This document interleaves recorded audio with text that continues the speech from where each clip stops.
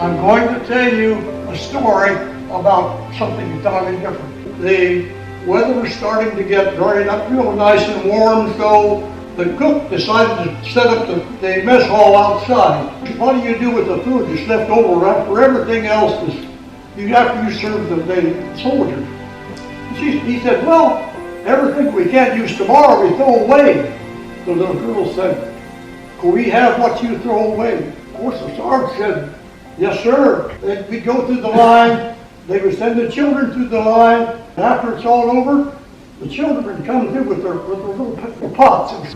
There was a little boy, 6 years old. Now, he wasn't what you would call bashful, but he was kind of off to the side. And we found out later he had lost his entire family during the war. His mother, father, 4 of his brothers and sisters. I kind of took him to the side, and I would give him a little extra, maybe an extra piece of cake or a little extra piece of bread or a little something. We became quite friends. I had a, so I would say I obtained, let's put it that way, a little camera with me. And I took films of these children.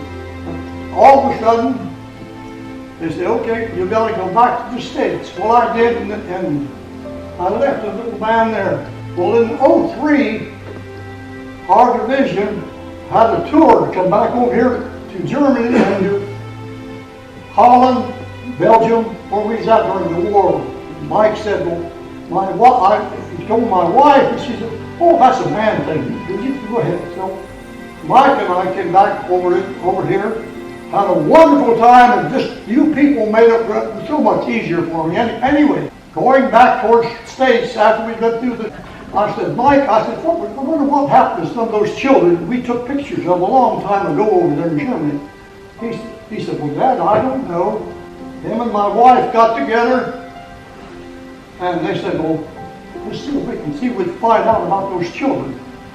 So they blew up the pictures I had, sent them over to the gentleman over in Bitterfeld, in the museum there. And he said, I'll tell you what I'll do. You send them pictures over and I'll put them in the paper.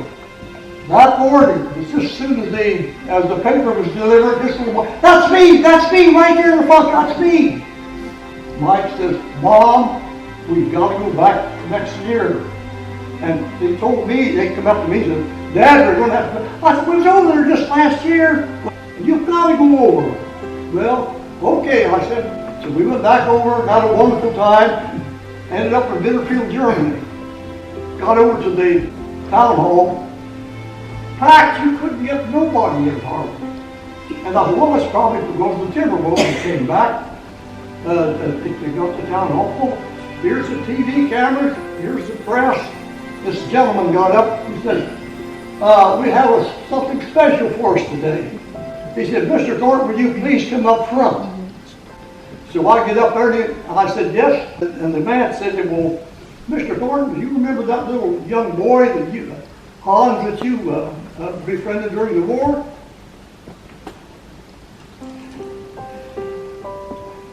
And I said, sure. He's a fine little boy. And he said, would you like to meet him? And I said, well, sure. I'd sure love to see him. He come out. He seen me.